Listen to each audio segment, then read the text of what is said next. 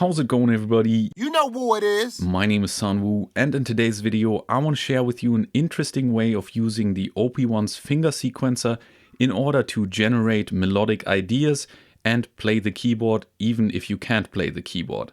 Let's do it.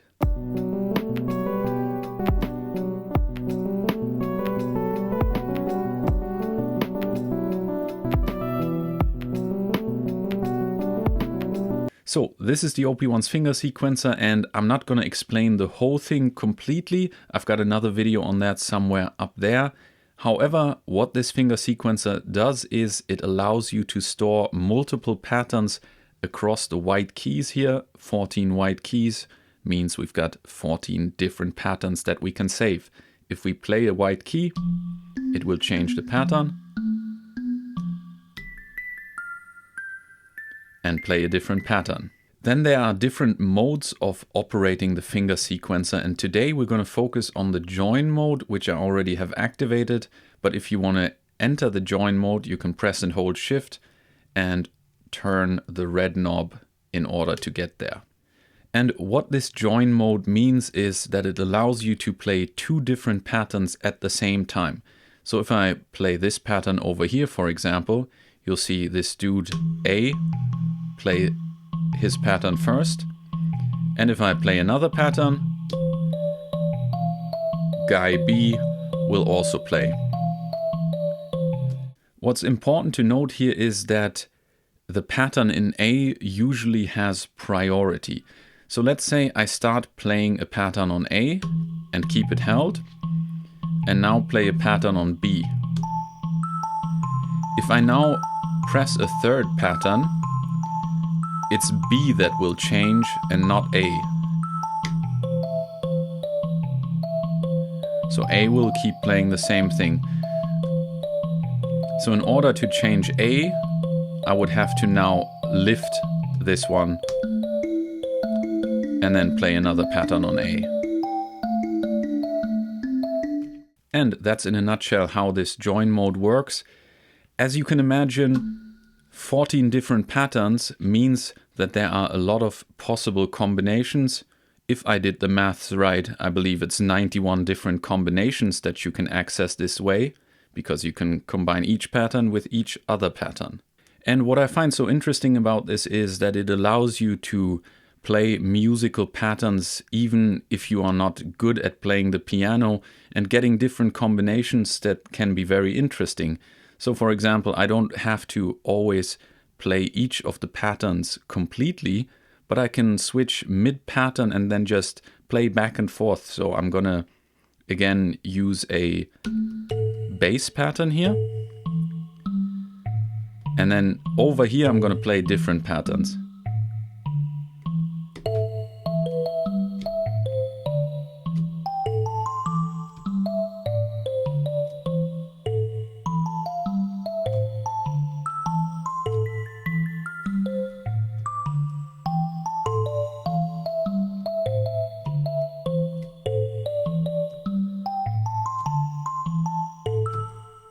Important to note here is though that all of these patterns that I've created are played using the white keys only. So when I have programmed the patterns, I really only use these notes here.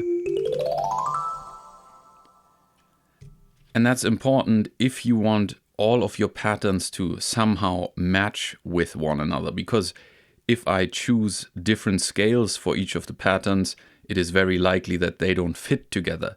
So in order for this method to work, we gotta make sure that we play all of these patterns that we have saved using the same scale. And in order to make it as easy as possible, I just chose the C major scale, or A minor, whatever you want to call it, playing just the white keys. Now, of course, you might ask yourself, well, what if you actually want to play another scale and you don't want to change each of these patterns manually in order to fit another scale? And that is easily possible by going into the System menu, Shift and Tempo, going to Keyboard, and now Detune Notes, because this will allow us to detune the whole keyboard at once. So for example, this is my original pitch. And now I can just go ahead and detune it.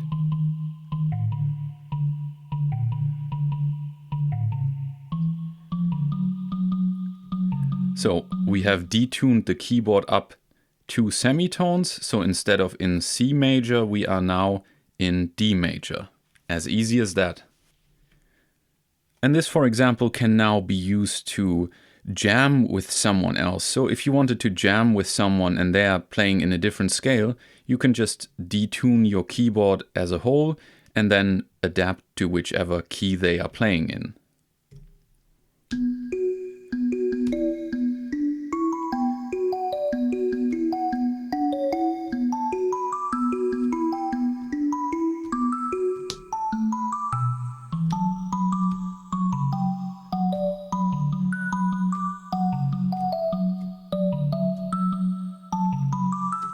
Another thing that I did in order for this to work as easily as possible for myself, I have created a split in the sequences, meaning that the sequences that I've programmed in the first 7 slots are played at a lower octave than the ones on the right.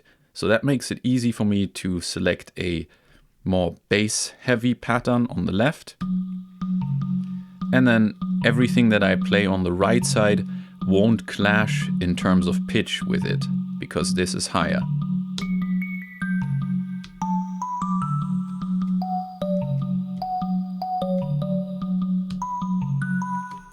And again, the other patterns down here will also be more bassy or a little bit lower in pitch.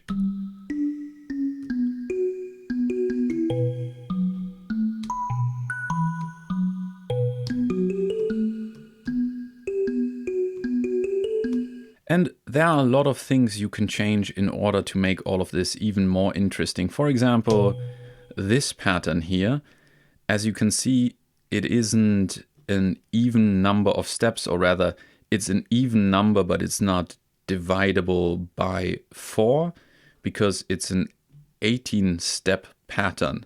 We can change the length of these patterns with the gray knob, and in this case, we are using 18 steps. So if we combine that with another pattern that is dividable by 4, for example, they will sync in and out of one another. So what do we got here? This, for example.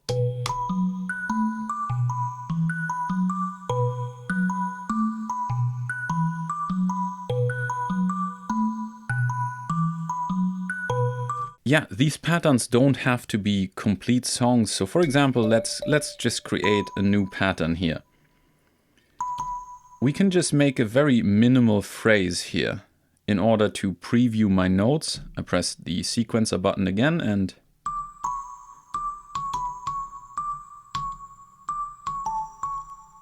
yeah, that's what I'm gonna play. So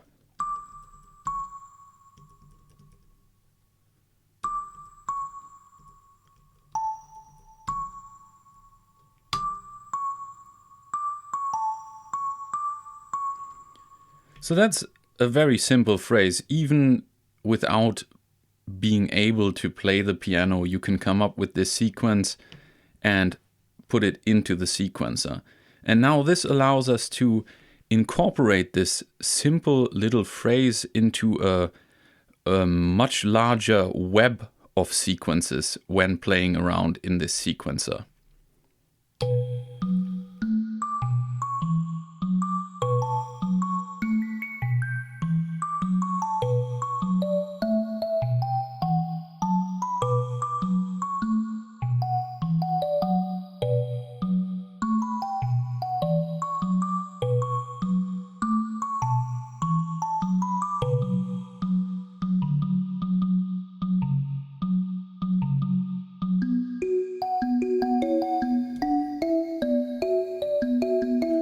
I like this.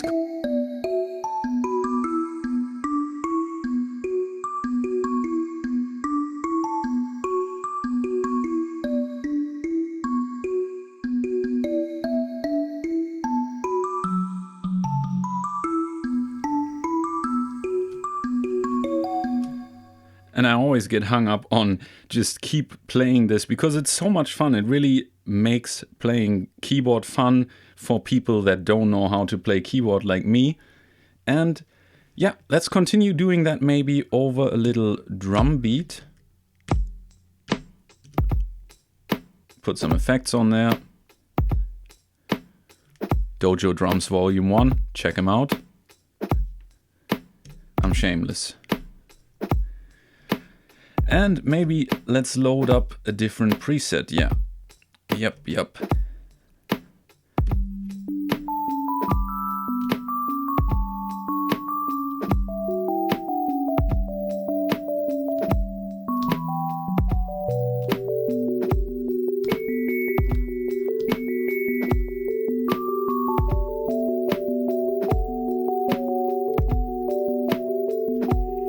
We can of course put this on hold.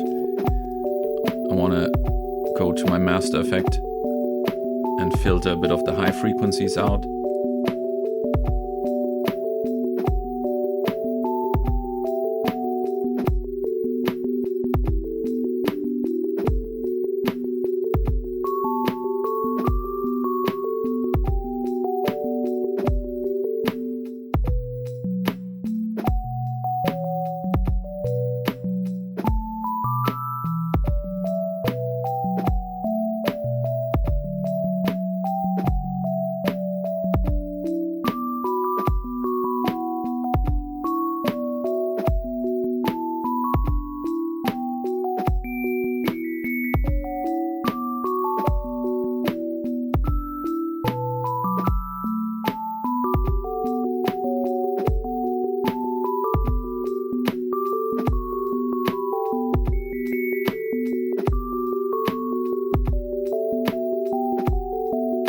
And I think one reason why I like working like this so much is that it really reminds me of sampling, because usually when you sample, you don't just chop up single notes, but rather you chop up musical phrases, which is the same thing we're doing here. We are saving musical phrases on each of the keys and then playing them one after the other or layering them and interrupting each other with them.